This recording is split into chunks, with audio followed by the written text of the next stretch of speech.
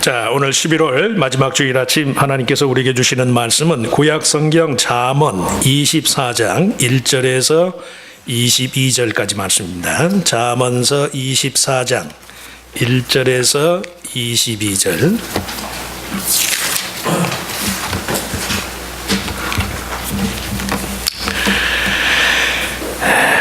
자, 오늘도 이 말씀을 제가 한 절, 여러분들이 한 절, 우리 교독해서 읽도록 하겠습니다. 잠언서 24장 1절에서 22절. 너는 악인의 형통함을 부러워하지 말며 그와 함께 있으려고 하지도 말지어다.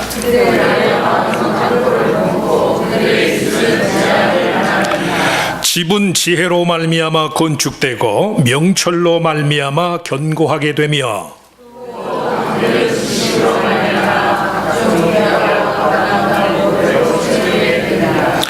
지혜 있는 자는 강하고 지식 있는 자는 힘을 더하나니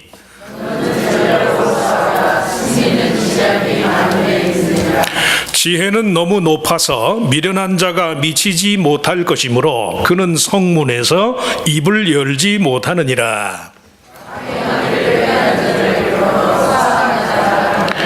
미련한 자의 생각은 죄이요 거만한 자는 사람에게 미움을 받느니라.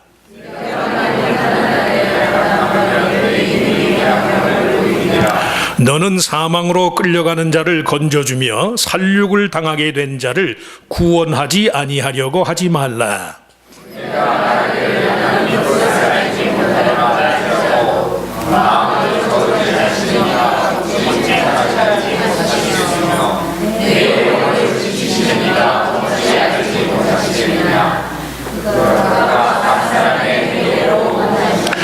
내 아들아 꿀을 먹으라 이것이 좋으니라. 송이 꿀을 먹으라 이것이 내 입에 다니라.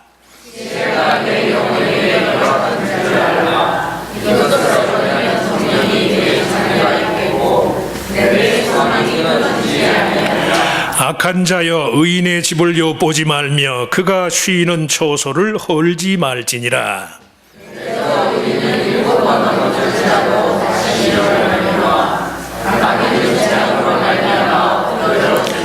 너의 원수가 넘어질 때에 즐거워하지 말며 그가 엎드러질 때에 마음에 기뻐하지 말라.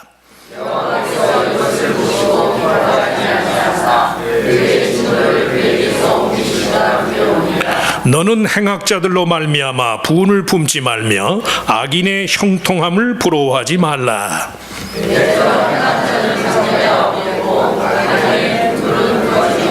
내 아들아 여호와와 왕을 경외하고 반역자와 더불어 사귀지 말라. 대저 그들의 재앙은 속히 임하리니 그 둘의 멸망을 누가 알랴. 아멘. 우리 찬양대 특별 찬양 있겠습니다.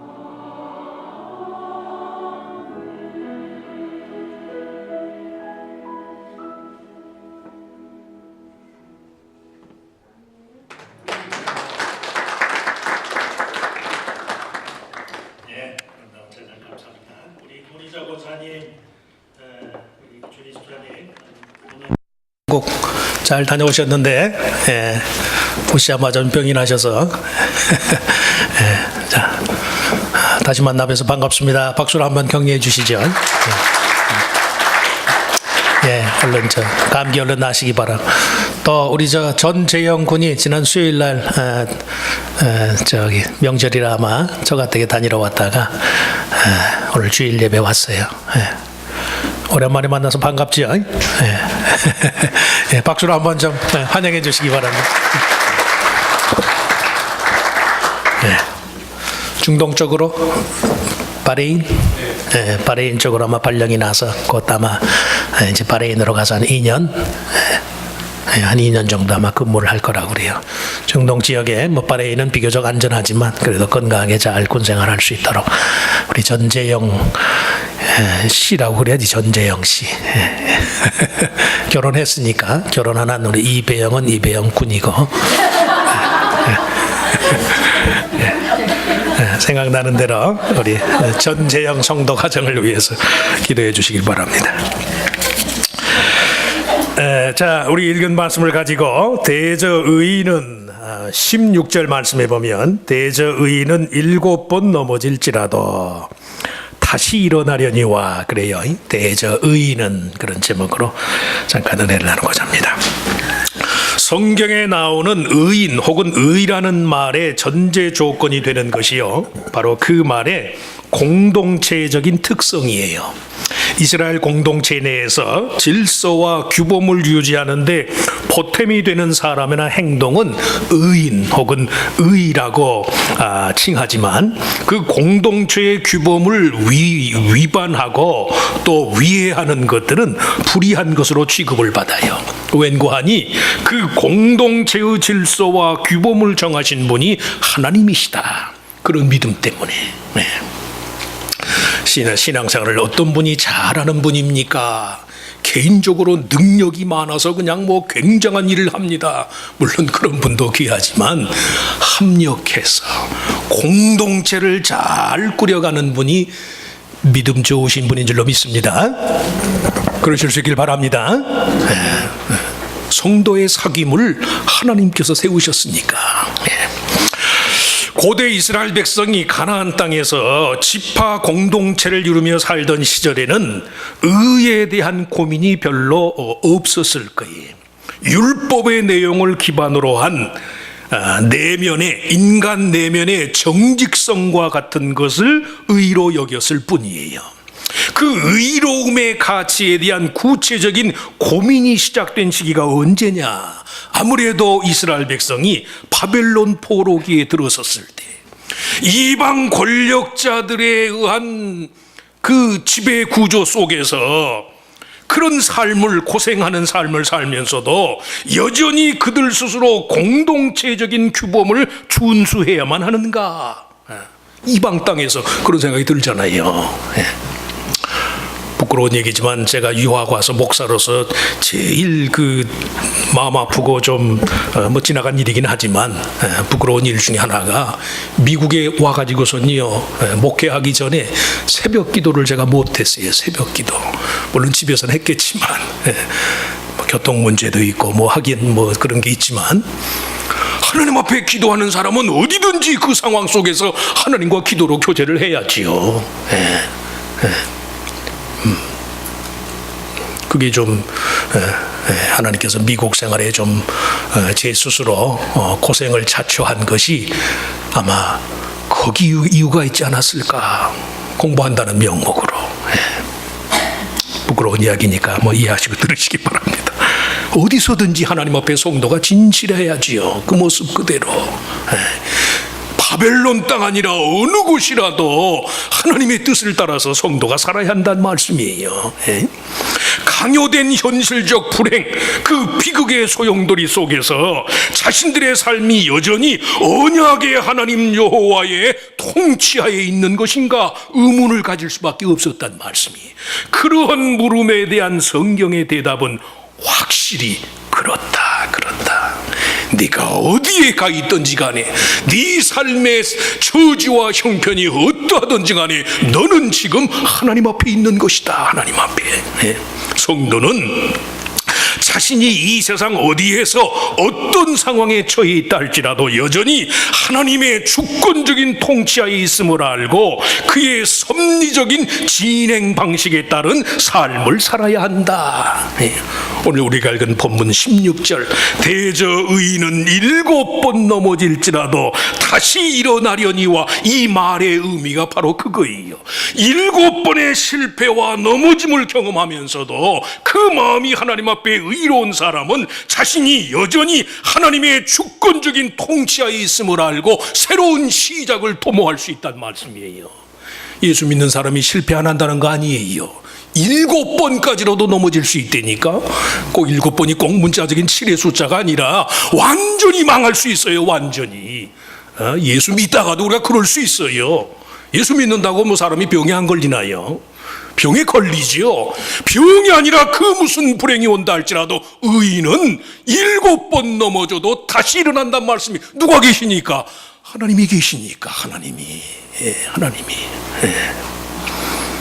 그런 하나님의 통치하에 있음을 알고 믿는 사람은 창조적이며 긍정적인 심령 가운데 매번 삶의 새로운 시작을 모색할 수 있어요. 그 반면에 마음이 악한 사람, 악하다는 것은 하나님의 공동체를 주관하시는 하나님의 주권을 거절하는 사람이 악해요. 누가 과연 악한 사람입니까? 하나님의 주권을 믿지 않는 사람이 제일 악한 사람이에요.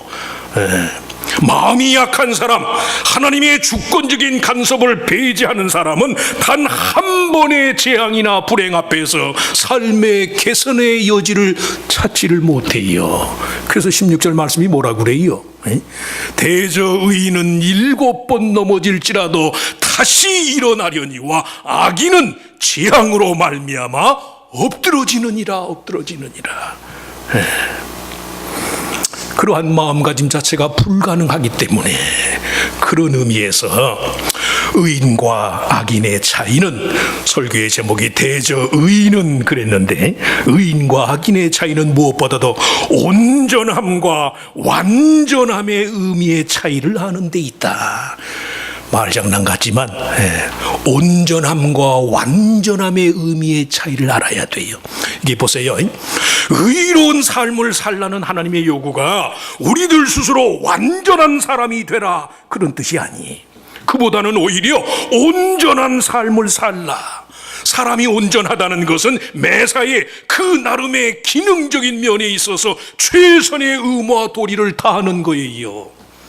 제가 아직도 잊어버리잖아요. 신학교 다닐 때 선교사들이 이게 통역을 세워가지고 그 어려운 신학을 통역을 통해서 강의를 하니 얼마나 어렵겠어요.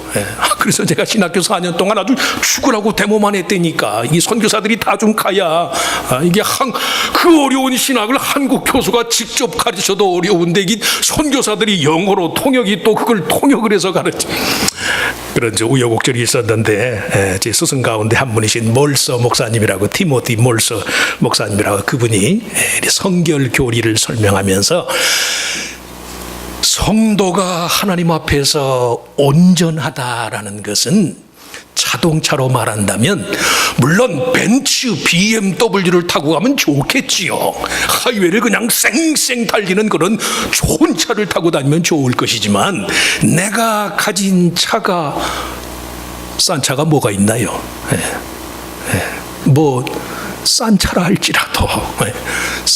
할지라도 그 차가 그 나름의 기능만 다해준다면 그 차는 내게 있어서 온전한 것입니다. 이렇게 설명을 하더라고요. 그때의 설명을 제가 평생 잊어버리질 않아요. 하나님이 믿는 자에게 너 완전한 사람이 되라, 이렇게 말씀 안 해요. 온전해져라. 상하고 깨어진 그릇이라서 네가 담을 수 있는 그릇의 용기의 양이 절반밖에 안 되는 것이라 할지라도 내가 다른 사람보다 많이 담을 수 없다는 사실을 탓하지 말고 네가 담을 수 있는 것을 최선을 다해서 담아라. 이게 사람이 온전한 거예요. 근데 저나 여러분이나 그러기가 쉽질 않아요. 왜? 사람이 전부 자기중심적이니까. 내가 제일 불행해 보이고 내가 제일 어려워 보이고 내가 제일 안 되는 것만 같고, 그러니 자기가 가진 자기 모습 그대로 하나님 앞에 최선을 다 못하는 거예요. 하나님이 언제 우리에게 최고의 것을 요구했나요? 우리 이 모습이대로 하나님 앞에 진실하게 최선을 다하면, 그러면 하나님이 받으시겠다고 말씀하니까. 그러니까 사람이 온전하다는 것은 그 나름의 기능적인 면에 있어서 최선의 의무와 도리를 다하는 거예요. 부족하면 부족한 대로, 넘치면 넘치는 대로 그 나름의 정직성과 보람을 극대화해요. 극대화. 이해하고 들으세요. 방언의 은사를 받지 않은 분들이 괜히 방언하는 사람 흉내내려고 방언 따라하지 마요. 따라하지 마. 전혀 그럴 필요 없어요. 왜? 하나님이 뭘 몰라서 하나님이 우리에게 외국어를 요구하시겠어요? 미국 와서 영어 하기도 힘든데 방언까지 힘들면 그 어떻게 신앙생활 하나? 기도를 편하게 하시라고. 편하게. 그 모습 그대로, 그 모습. 하나님, 나는 무식합니다. 하나님, 나는 말을 할 줄 모릅니다. 하나님, 내 마음 아시지요? 어떤 사람이 밤새도록 기도하는데요, 한 밤새도록 기도하는데 그 사람 기도가 한 가지야. 하나님 아시지요? 아시지요?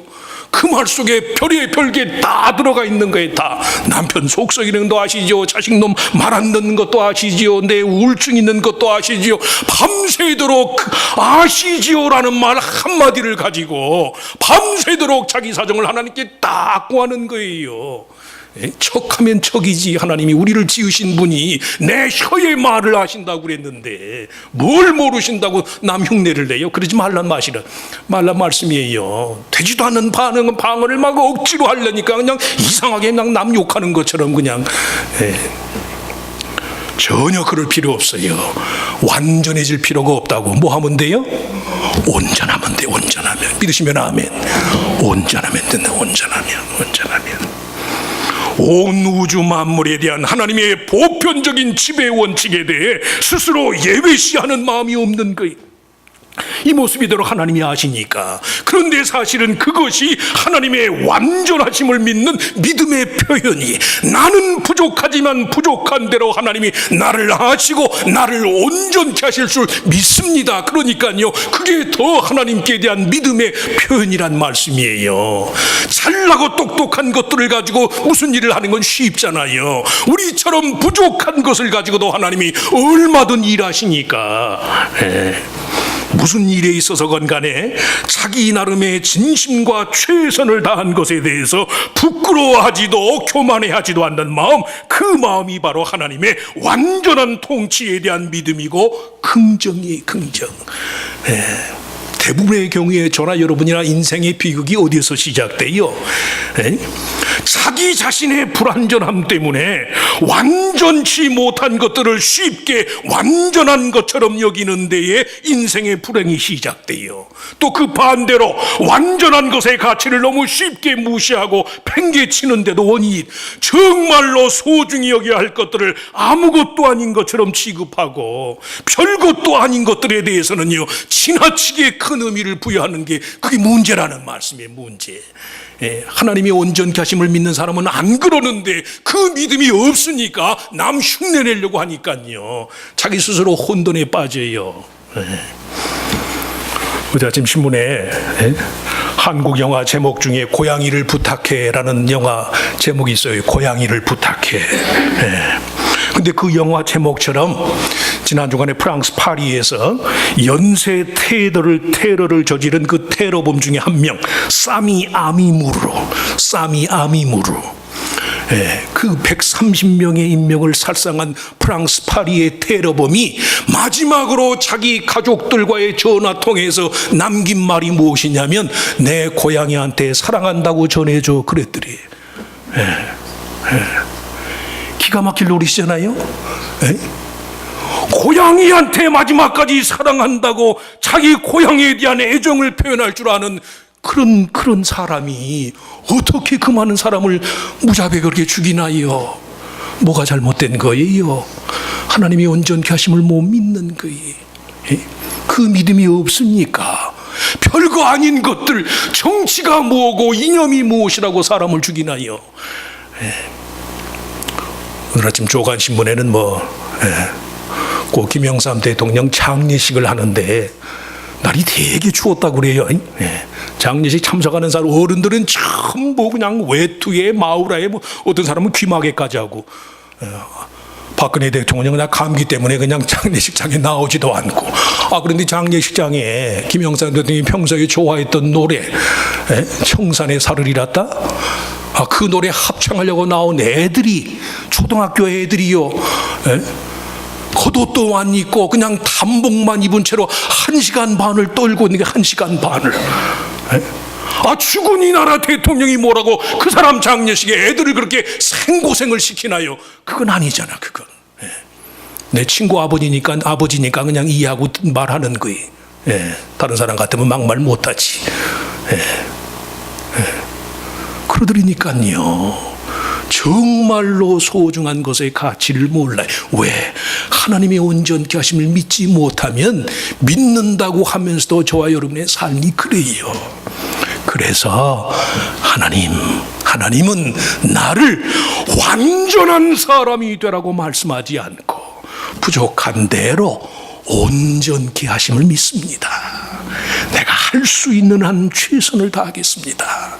내가 가진 것이 이거밖에 아니지만 이것으로라도 내 마음을 하나님께 드려서 하나님이 나를 통해서 구원의 역사를 일으켜 주시기를 바랍니다.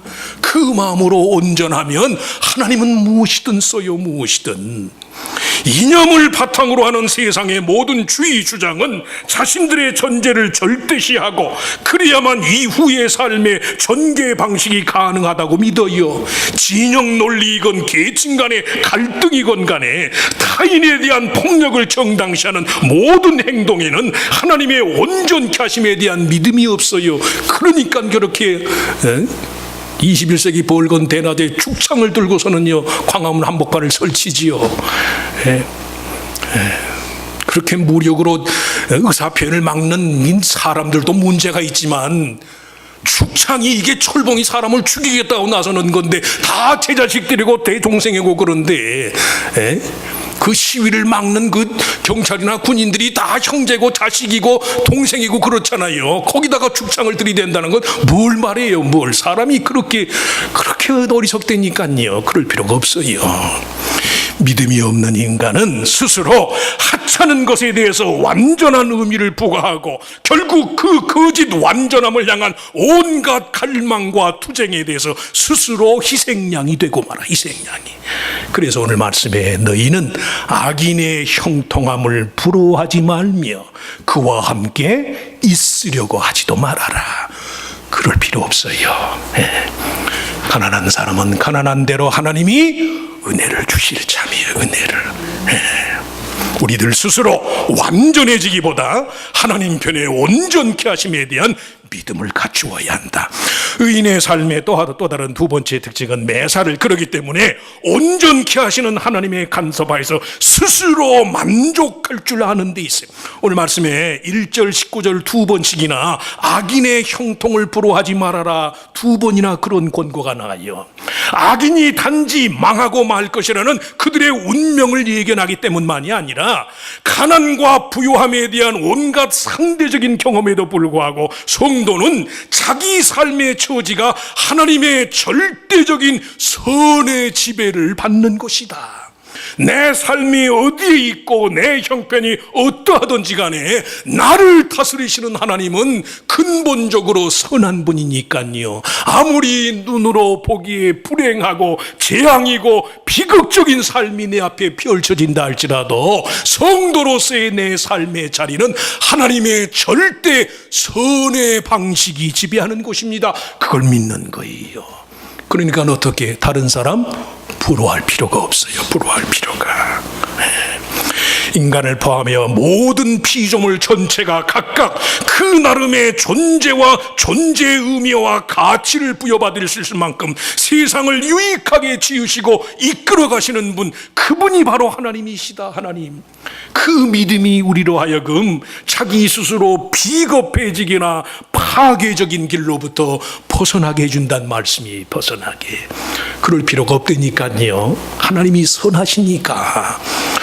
궁극적으로 선한 하나님을 믿는 사람의 삶의 방식이 악할 필요가 있나요? 원수 갚는 것이 내게 있으니 너희는 원수 갚으려고 하지 말아라. 왜? 하나님의 선하심만을 믿으라는 말씀이에요. 믿으라는. 믿으시기 바랍니다. 이런 말씀을 하는 제 자신부터 선하신 하나님이 나를 다스리. 내가 뭐로 악해져요? 내가 뭐로? 자주 말씀하지만 예수님의 삶, 구속자의 삶을 완성하기 위해서는 가룟 유다의 존재가 필연적이었겠지요. 그러나 우리가 나서서 가룟 유다를 뵐 필요 없어요. 뭐로 그 역할을 해요? 좋은 역할만 맡아야죠. 좋은 역할만. 아이들한테도 말씀했지만 2015년도 전 미국의 대학생들을 대상으로 가장 21세기에 가장 존경하는 위인이 누굽니까? 그랬더니 1955년 소아마비 백신을 개발해 가지고서요 그걸 특허를 주장하지 않았어요. 지금 옛날에 아직도 조금 장애 있는 분들이 계시긴 하지만 저 어렸을 때만 해도 소아마비 환자들이 많았던 것 같아요. 근데 지금은 거의 없잖아요. 이 양반 때문에, 이 양반 덕이에요. 이 양반. 1955년에 소아마비 백신을 개발했는데 그걸 특허를 차기가 모토가 있어요. 태양에다가 누가 특허를 냅니까? 태양에다가 누가 특허를 냅니까? 그만큼 사람이 행할 수 있는 모든 선행과 의로움에 대해서는 주의 주장할 것이 아닙니다. 그런 주의로 평생을 살아요. 유대인 주의시지만. 그 사람이 1955년 소아마비 백신을 개발을 했는데요. 만일에 그 사람이 그걸 특허를 내가지고 아주 싼 단가 한 10불로만 그때부터 받았더라면 그 돈이 70억 불 맞나? 700억 불인가? 700억 불. 우리 돈 한 8조 원에 달했어. 그래, 8조 원. 지금까지 2015년도까지 따져보니까. 그러니까 대학생들이요, 이 시대에 우리가 가장 존경하는 사람은 닥터 조나스 솔크. 이 사람이 지금 말씀한 것처럼 생전의 습관처럼 했던 말이 There's no patent. 특허와 같은 건 없습니다. 나만이 독점할 수 있는 그런 권리나 그런 자격은 없습니다. Could you patent the sun? 태양에다가 햇빛을 독점할 수 있나요? 그런 주의예요. 자신만이 갖고 있는 기술에 대해서 특허권이 없다고 말하는 것은 그 반대로 모든 사람의 행복과 유익이 일일이 특허의 대상이다. 잘 이해하시면서 들으시기 바라요. 자기가 그렇게 지금까지 따닌다면 우리 돈으로 8조 원이나 되는 돈을 벌어들일 수 있는 소아마비 백신에 대해서 특허권을 주장하지 않는다는 것은 그 반대로 이 세상에 있는 모든 사람들이 하나님 보시기에는 특허의 대상입니다. 그런 뜻이잖아요. 그런 마음으로 우리가 인간관계를 하고 그런 마음으로 삶을 산다면 우리가 사는 우리의 삶의 집, 우리의 삶의 경계 안에 받아들이지 못할 것이 없어요. 주님의 이름으로 우리가 건너지 못할 산이, 오르지 못할 산이 없고 건너지 못할 강이 없다는 말씀이에요.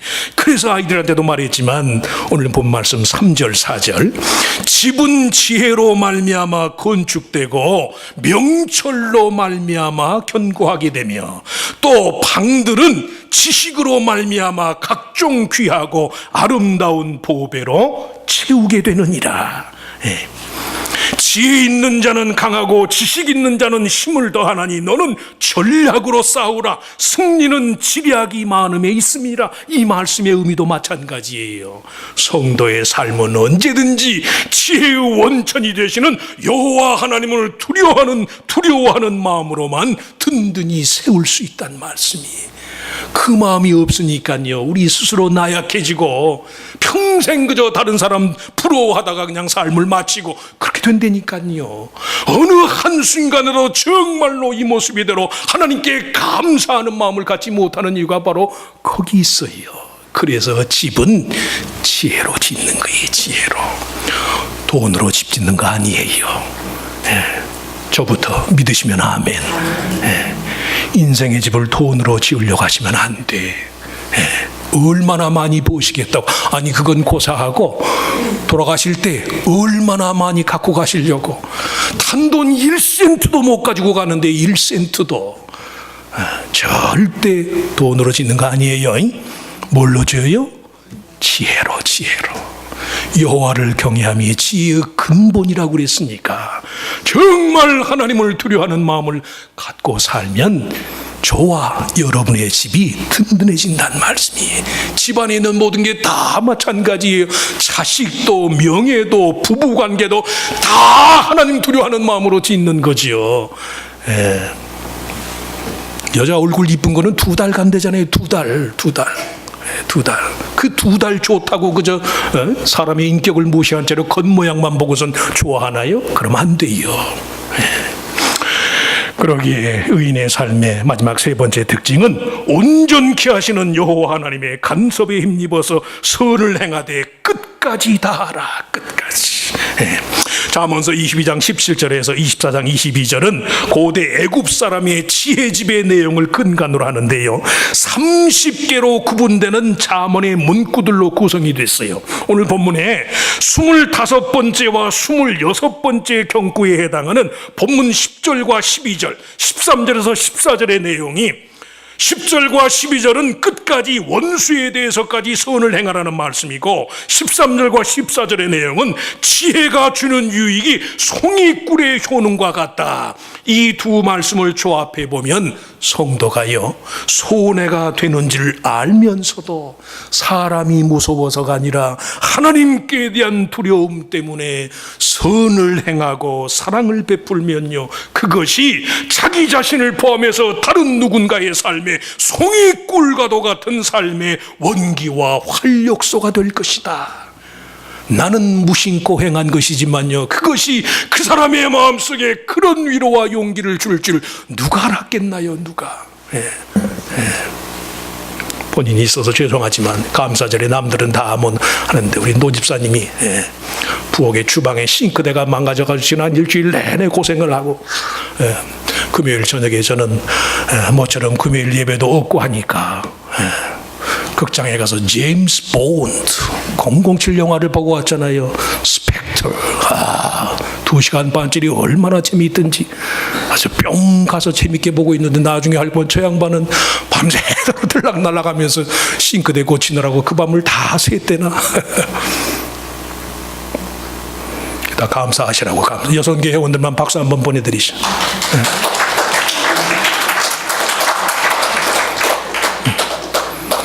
선을 행하되 끝까지 행해. 끝까지. 그러라고 드리는 말씀이에요. 앞으로도 할 일이 많을 테니까. 나는 몰라요. 나는 무심코 그저 때로는 생각 없이 성도니까 습관에 따라서 전한 그저 좋은 말 한마디가요, 그 사람의 심령 속에 송이꿀이 되는 거예요. 송이꿀이. 말 한마디가 주는 의미가 그렇잖아요.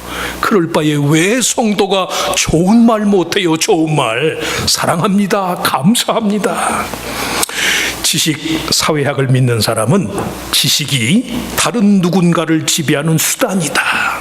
알면 알수록 자기가 지배할 수 있는 영역이 많아지니까. 잠언서의 지혜는 그 지배의 대상이 다른 사람이 아니에요. 나 자신. 모든 성경의 지혜의 용도와 원천이 거기 있어요. 아는 만큼 다른 사람을 부릴 수 있으니까 내가 주인이고 내가 교만해지고, 그건 세상의 지혜야. 세상에. 하나님을 아는 지혜는요, 그 모든 지배의 대상이 나 자신이에요. 나 자신. 그러니까 어떻게 해요? 아는 만큼 더 겸손해지죠. 아는 만큼 더 진실하는 거예요. 때로는 아는 만큼 무서워요. 차라리 내가 그걸 몰랐더라면 하나님께 책임이 없을 텐데, 사랑을 아니까, 그건 내가 해야 할 사명인 줄 아니까요, 몇 시간을 들여서도 그걸 맞춰야만 되잖아요. 지혜의 대상은 나를 지배하는 거야. 왜 이스라엘 백성이 바벨론, 그렇지 않아도 힘든 바벨론 포로 생활하는 그 와중에 하나님이 이 잠언서와 같은 이런 지혜로 저들을 교훈하셨을까? 몸은 세상에 매여도 성도의 영혼은 하나님께 매이고 하나님을 두려워하는 마음을 갖고 이 모습 이대로 하나님 보시기에 온전해지기만 하면 하나님은 우리를 통해서 무슨 일이든 하실 수 있다는 말씀이에요. 그러실 수 있길 바랍니다. 하나님, 오늘부터는 내가 12월 한 달 남았지만 이 한 달 동안 하나님 앞에 최선을 다하겠습니다. 온전해지겠습니다. 하나님, 나를 사용하여 주시옵소서. 의인의 삶을 다 사시는 우리 모두가 되시기를 주의 이름으로 축원합니다. 축원합니다.